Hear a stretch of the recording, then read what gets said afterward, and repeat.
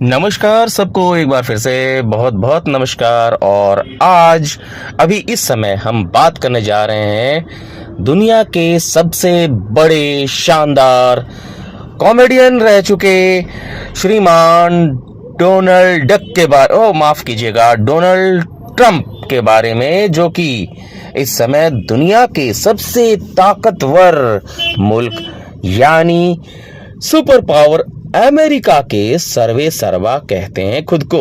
अच्छा। और उन्हें ये गुमान है कि वो जब चाहें जो चाहें जैसे चाहें कर सकते हैं। अब समस्या तो ये है कि उनका ये गुमान अब उन्हीं के लिए भारी पड़ गया है। और जैसे उन्होंने वेनेजुएला के राष्ट्रपति को रातों रात उठवा लिया था, इसी तरह से उन्हें गुमान था कि वो दुनिया के किसी भी देश को रातों रात अपने कब्जे में ले सकते हैं और किसी भी राष्ट्रपति को, प्रधानमंत्री को कभी भी सरेंडर करवा सकते हैं। क्या बात है सर, क्या बात है सर, क्या बात, ये बात है। लेकिन अभी हाल में इस समय कॉमेडियन का रूप ले चुके हैं शायद श्रीमान डोनाल्ड डक, माफ कीजिएगा, फिर से जुबान फिसल गई, भूल चूक माफ हो। और श्रीमान डोनाल्ड ट्रंप जी, दरअसल उन्हें ये गुमान था कि वो ईरान को चुटकियों में मसल के रख देंगे, लेकिन ईरान को मसलना तो दूर, ईरान को उन्होंने शायद चींटी समझ लिया था और वो तो निकला बड़े मधुमक्खी का छत्ता। अरे साला, ये तो अलग फ्रॉड चल रहा है। या फिर आप कह सकते हैं मधुमक्खी ही नहीं, विशालकाय हड्डे का छत्ता। और जैसे ही उन्होंने ईरान को छेड़ने की कोशिश की, अब ईरान ने भी घोषणा कर दी है कि वो ट्रंप को छोड़ेगा नहीं। अच्छा, हमको सिखा रिया है। ट्रंप और इजराइल दोनों को खुलकर अपना दुश्मन डिक्लेयर कर चुका ईरान अब ऐसी स्थिति पैदा कर रहा है कि ट्रंप बाबा तो भाई बहुत बड़े सुपर पावर अमेरिका के सबसे ताकतवर इंसान होने के बाद भी एक फुस बम होकर रह गए हैं।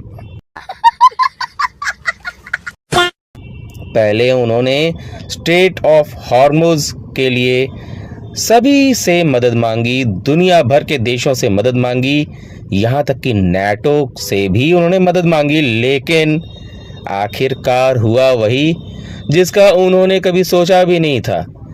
ट्रंप बाबा पड़ गए अकेले, और केवल अकेले ही नहीं, दुनिया की नज़रों में अब वो बस एक कॉमेडियन के रूप में नजर आ रहे हैं और साथ ही साथ इस दुनिया में हो रहे महायुद्ध, महाप्रलय के लिए सबसे बड़े विलेन के रूप में भी सामने आ रहे हैं। और तो और केवल ईरान और दूसरे देशों में ही नहीं, बल्कि खुद अमेरिका में भी ईरान के ऊपर किए गए हमले का विरोध चालू हो गया है। ट्रंप के साथ ही रह चुके कई लोगों ने इस्तीफा देना शुरू कर दिया है।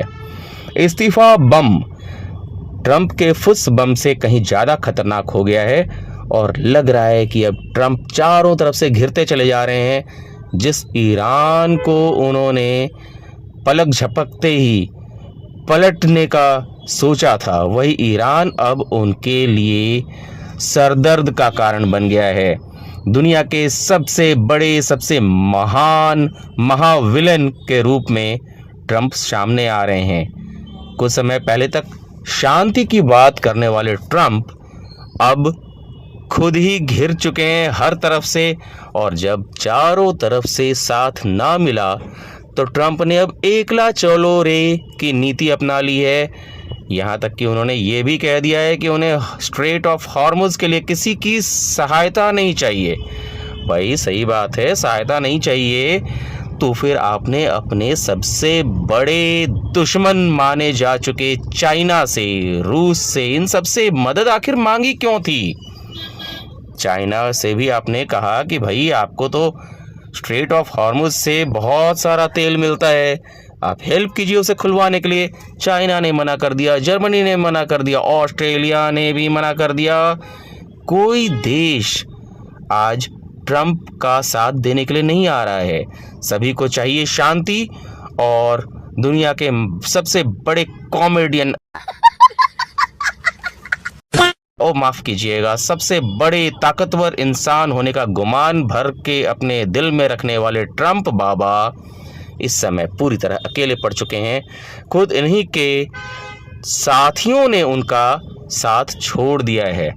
अब बताइए, आखिर ट्रंप जी करेंगे क्या? आखिर जाएंगे कहाँ और किससे मांगेंगे मदद? क्योंकि अब तो उनका बड़ा बड़ा बम फुस होने लगा है। सारी हेकड़ी अब निकलती जा रही है। ट्रंप जी, अभी भी समय है, गलती मान लीजिए।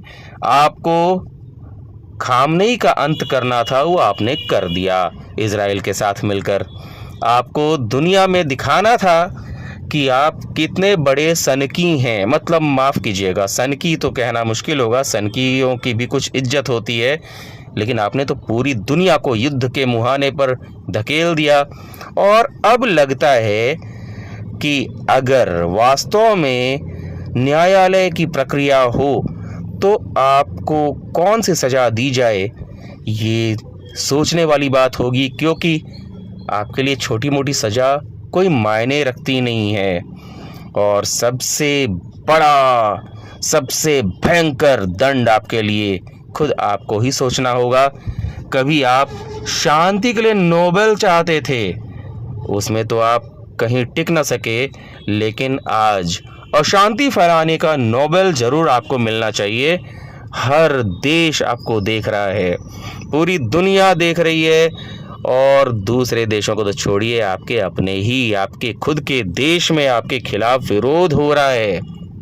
ऐसे में सोचिए, इस दुनिया के सबसे बड़े खलनायक, अगर आज के समय में कोई फिल्म बनाई जाए दुनिया का खलनायक, तो निश्चित तौर पर उसमें मेन एक्टर के रूप में आप ही को लिया जाना चाहिए। वैसे भी आपको देखकर, आपकी हेकड़ी देखकर और आपकी छटपटाहट देखकर आप विलेन, और माफ़ कीजिएगा, केवल विलेन नहीं, कॉमेडियन विलेन के जैसे तो आप लगने ही लगे हैं। तो ज़रा सोचिए, आखिर कैसे होगा इस युद्ध का अंत? अगर इस युद्ध का अंत नहीं हो पाया आपकी तरफ से, तब मान कर चलिए कि दुनिया के सबसे बड़े खलनायक आप ही साबित होंगे। नोबेल प्राइज़ तो दूर की बात है, आपको शोवेल प्राइज़ भी शायद ही मिले। शोवेल प्राइज़ आप समझ गए होंगे, अक्सर लोगों के पैरों के नीचे होता है, लेकिन अब ये भी तो कहना मुश्किल है कि आप उस लायक भी हैं या नहीं। और हाँ, इतना तो तय हो गया है कि दुनिया की नज़र में आपने खुद को साबित करके रख दिया है कि आप वास्तव में आखिर हैं क्या। कभी किसी तरह का बयान तो कभी किसी तरह का बयान, कभी यूक्रेन और रूस के युद्ध को पलक झपकते बंद कराने का दावा करने वाले ट्रंप जी, आप तो पूरी दुनिया को ही युद्ध में झोंकने के लिए उतारू हो गए हैं। अब बताइए, क्यों न आपके खिलाफ पूरी दुनिया एकजुट हो जाए। अब यहाँ तो ये भी कहना मुश्किल है कि आप आखिर आगे करने वाले क्या हैं। आप तो खुद ही फंस गए हैं महाशय, आपको खुद समझ ही नहीं आ रहा कि अब आपको करना क्या चाहिए। अगर आज आप युद्ध बंद करने की बात भी करते हैं तो ईरान नहीं मानने वाला, क्योंकि ईरान को तो आपने जो चोट दी है वो उसका बदला लेने की कसम खाए बैठा है। तो ऐसे में अब आपका साथ कौन देगा? आप किसके साथ मिलकर ईरान के खिलाफ लड़ेंगे, या कहीं ऐसा ना हो कि सारी दुनिया आपके खिलाफ हो जाए। अभी तक तो बाकी देश शांति से तमाशा देख रहे हैं और शांति की बात कर रहे हैं, लेकिन कहीं ऐसा ना हो कि आपकी तरफ से फैलाई गई अशांति आपके ऊपर भारी पड़ जाए और दुनिया भर के देश आपको ही, आपके जो पीछे जो होता है ना, आप समझ रहे होंगे, मतलब जिस पर आप अपनी तशरीफ रखते हैं। कैसी अपमानजनक बातें कर रहा है लड़का, ये अश्लील है ये लोंडा। आपकी तशरीफ पर ही कुछ अब क्या इसमें कहा जाए, आप समझ सकते हैं, समझदार होंगे।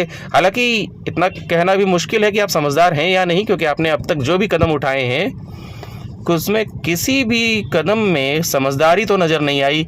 लेकिन हाँ, दुनिया के सबसे बड़े खलनायक का खिताब अगर दिया जाए तो उसके लिए सबसे पहला नाम आप ही का होना चाहिए। अब दुनिया भर के देश मिलकर ये तय करें कि आखिर आपको कौन सा खिताब दिया जाना चाहिए और आपको, आपकी सेना को और आपके देश का क्या किया जाना चाहिए। तो चलिए मिलते हैं फिर बाद में। अभी तो ट्रंप साहब की बात हुई थी,